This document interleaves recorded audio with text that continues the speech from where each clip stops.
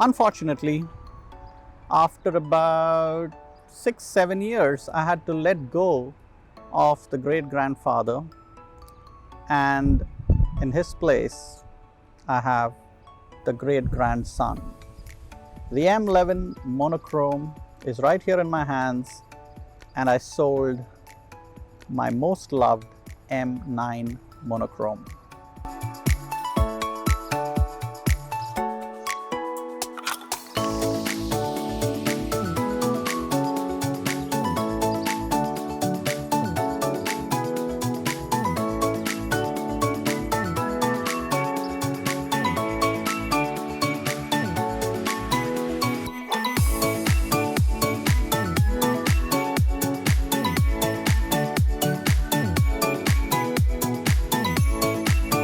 Why great grandson? Because obviously there were two generations after the M9 Monochrom, the M240 and then the M10 Monochrom, and neither of them actually could convince me to let go of the M9 simply because of the files. I think the M9 Monochrom files were just a class apart, and they still are.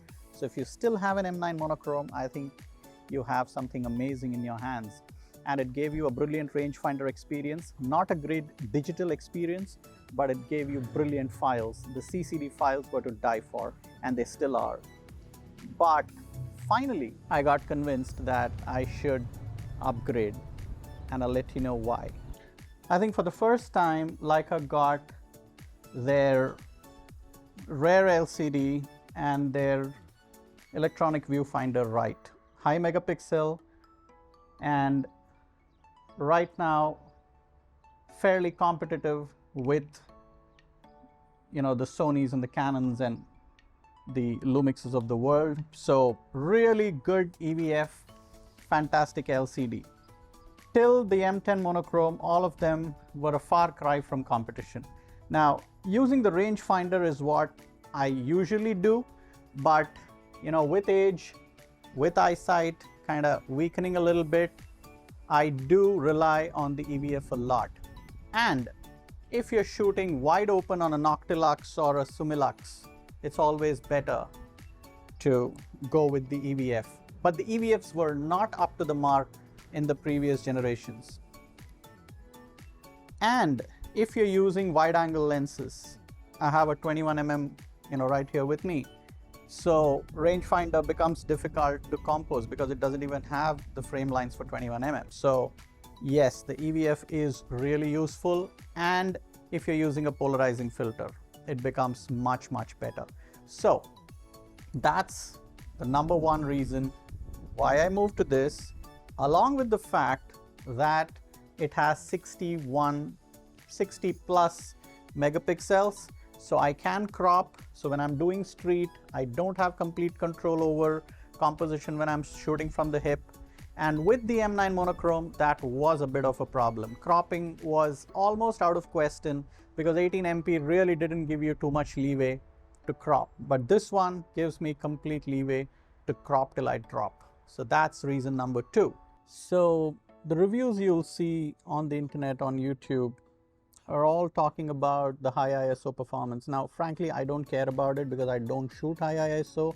I never have. I don't see a photographer needing high ISO because photographers create their own light or they shoot in good light. So I don't see myself shooting in bad light and needing to push it. But of course, it is much better performing than any other M series monochromes, and of course the M9 Monochrom. Now the M9 Monochrom had a top ISO of about 10,000, never shot that, shot at about 4,000, 5,000, and it had brilliant organic looking grain. So I was happy with that. I had no complaints with that, and I could have still continued shooting with that.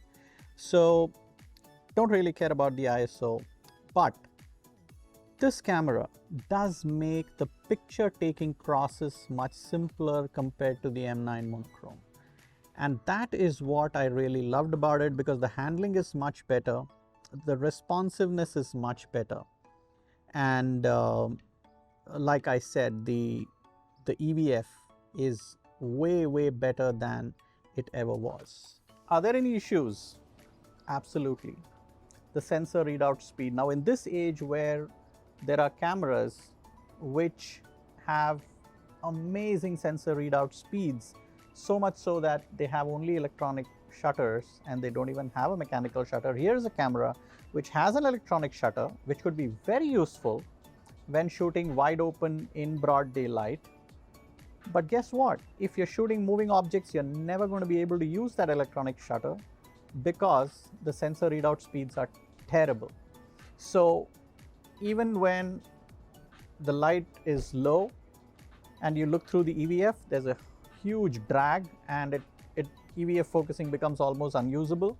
And if you shoot electronic shutter for moving objects, you're never going to get straight lines. You're going to get those curved or slanted lines. So that is a big problem. And I don't think a company like Leica should have any excuses for giving something like that in a $9,000 camera. That's just not going to cut it.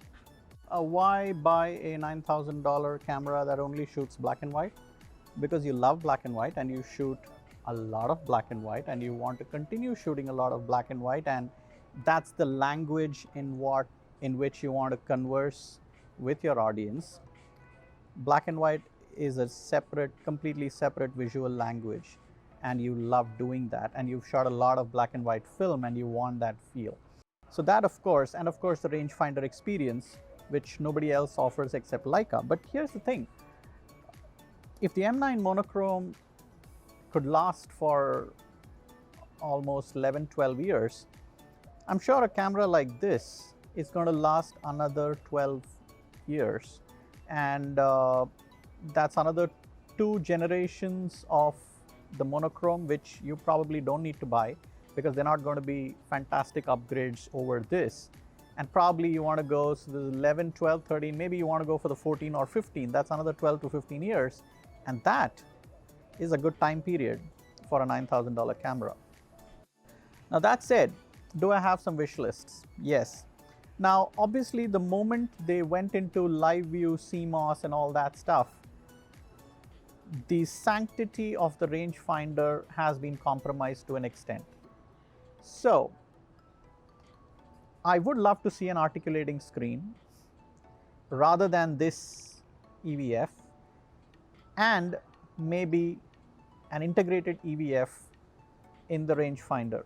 So I don't have to really look anywhere else but through the rangefinder, and I can shift between the EVF and the OVF as desired. So that is one wish list, an articulating screen, because if I want to shoot waist level, it makes life so much easier. They've gotten it in the Q3. Can they get it in the M? That's the second one. The third is touch and shoot.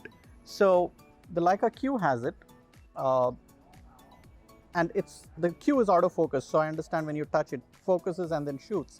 But if you're zone focusing with the rangefinder, if in the articulating screen or even in this current one, if they can give you the facility of touching and activating the shutter, that'll be great to do candid street pictures, or even, you know, candid weddings, or whenever you don't want people to realize that you're actually shooting.